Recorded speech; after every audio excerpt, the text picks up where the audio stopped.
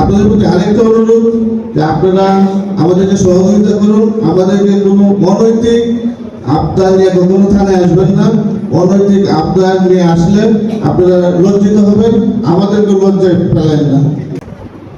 আজকের এই মত বিনিময় সভায় প্রথমে বলতে চাই যে আমি ডিসেম্বর মাসের 7 তারিখে ভৈরব থানায় যোগদান করি। আমাদের পোস্টিংটা মূলত ছিল নির্বাচন কেন্দ্রিক, যাতে সারা বাংলাদেশে একটা পোস্টিং হয়েছিল, সারা বাংলাদেশে পরিবর্তন হয়েছিল যে সারা দেশে যাতে একটা অবাধ নিরপেক্ষ সুষ্ঠু নির্বাচন অনুষ্ঠান করা যায়। আলহামদুলিল্লাহ আমরা ভৈরবে আপনারা জানেন যে নির্বাচনে আমরা একটা সফল সুন্দর সুশৃঙ্খলভাবে একটা নির্বাচন পার করতে পেরেছি। এই নির্বাচন উপলক্ষে আমার থানায় একটা চিঠি পর্যন্ত হয় নাই, কোনো মামলা হয় নাই, কোনো আগ্নেয়াস্ত্র প্রদর্শন হয় নাই, কোনো মারামারি ঘটনা ঘটে নাই, এবং কোনো যারা নির্বাচনে হেরে গেছে বা জিতেছে তারা কেউ অভিযোগ করে নাই যে এখানে আমরা এই সহযোগিতা অভাব বোধ করেছি। এই জন্য আমি মহান আল্লাহ রাব্বুল আলামিনের কাছে শুকরিয়া আদায় করেছি যে আমি আমাদের সকলের সহযোগিতায় বিভিন্ন মহোদয় আছে, যারা আছে প্রশাসনের এবং রাজনীতির ব্যক্তিবৃন্দ সকলের সহযোগিতায় আমরা একটা সুন্দর নির্বাচন পার করতে পেরেছি। আর আপনারা জানেন যে ভৈরব ভৌগোলিকভাবে 3 জেলার সীমানায় একটা উপজেলা। এখানে নদী বন্দর আছে, রেল স্টেশন আছে, অনেক বাসবান মানুষ আছে, অনেক শিল্প কারখানা আছে, অনেক শিল্প কারখানার শ্রমিক আছে যারা বাসমান। এটা অন্য কোনো উপজেলায় এরকম কোনো বাসমান মানুষ বসবাস করে না। এখানে অনেক শিল্প কারখানার অনুমোদিত, অনেক অনুমোদিত ছাড়াও শিল্প কারখানা আছে। অনেক শিল্প কারখানার যে শ্রমিক আছে তাদের কোনো আইডি কার্ড দেওয়া নেই। আমি আশা করি যে যারা শিল্প কারখানার মালিক আছে তারা শ্রমিকদেরকে একটা আইডি কার্ড দিলে আমরা যারা বহিরাগত মানুষগুলিকে আমরা চিহ্নিত করতে পারি যে যারা কর্মহীন বা বিভিন্ন চিন্তায় পেশার সাথে জড়িত। গত ডিসেম্বর, জানুয়ারি, ফেব্রুয়ারি এই 3 মাসে আমি 460 জন আসামি গ্রেপ্তার করেছি যেটা আমার মনে হয় জেলা সব থানা মিলে 400-450 লোক গ্রেপ্তার হয়নি। আমরা এটা গ্রেপ্তার করতে সক্ষম হয়েছি। এবং চিহ্নিত যারা ছিনতাইকারী আছে, চিহ্নিত যারা অপরাধী আছে, ইতিমধ্যে সকলেই জেলখানে আছে।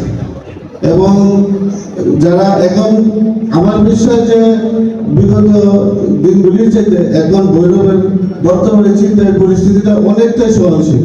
যদিও অপরাধকে জিরোতে আনা সম্ভব নয়, কিন্তু একটা মাত্রায় আমরা নিয়ে আসতে, চিন্তায় একটা মাত্রা নিয়ে আসতে সক্ষম হয়েছি। যেহেতু আমাদের কাছে এখন বিগত 15-20 দিন কোনো অভিযোগ তেমন কোনো আসতেছে না। ছোটখাটো 2-1টা বিচ্ছিন্ন ঘটনা আছে, এবং এইগুলি 2-1টা বিচ্ছিন্ন ঘটনা যেখানে মানুষ আছে এখানে থাকবে, অপরাধ থাকে। আমি বর্তমান সরকারের যে সদিচ্ছা, বাংলাদেশের যে একটা আইনের শাসন কায়েম, আমি সর্বস্তরের সকলের কাছে আমি অনুরোধ জানাবো যে আপনারা আমাদেরকে সহযোগিতা করেন। আর আমাদের সীমাবদ্ধতা আছে, আমাদের জনবলের অভাব আছে, আমাদের 14টা টিম রাত্রে আমরা বাহির করি, এর মধ্যে সরকারি গাড়ি আছে 2টা, আমাদের 10টা গাড়ি সিএনজি প্রাইভেট গাড়ি এগুলি দাঁড় দেনা করে ডিউটি করতে হয়। মাননীয় মন্ত্রী মহোদয়ের কাছে এই দৃষ্টি আকর্ষণ করবো যে ভৈরব যেহেতু একটু জেলা হওয়ার মতো একটা উপজেলা, হ্যাঁ, সুতরাং এইখানে অন্যান্য জেলার উপজেলার চাইতে একটু বেশি আমাদেরকে একটু গাড়ির সাপোর্টটা ব্যবস্থা করে দিলে আমরা আরো একটু মানুষকে সেবা দিতে পারবো। এরপরে আমাদের আবাসনের কিছু সমস্যা আছে, এগুলি আমি ওনার দৃষ্টি আকর্ষণ করছি। আর আমাদের যারা বর্তমান রাজনৈতিক নেতৃবৃন্দ আছে, সরকারি দল, বিরোধী দল, আপনারা সংখ্যায় অনেক, আপনারা যদি আন্তরিক হন, আমরা প্রশাসনের লোক যদি আন্তরিক হই, সাংবাদিক ভাইরা যদি আন্তরিক হয়, আমার মনে হয় সমাজ থেকে আমরা মাদক চিন্তায় নির্মূল করতে কোনো ফ্যাক পাইতে হবে না ইনশাআল্লাহ। তবে আপনাদের প্রতি আরেকটা অনুরোধ যে যে আপনারা আমাদেরকে সহযোগিতা করুন, আমাদেরকে কোনো অনৈতিক আবদার নিয়ে কখনো থানায় আসবেন না। অনৈতিক আবদার নিয়ে আসলে আপনারা লজ্জিত হবেন, আমাদেরকে লজ্জায় ফেলেন না। আমি আপনাদের সহযোগিতা কামনা করছি এবং গঠনমূলক সমালোচনা আশা করছি।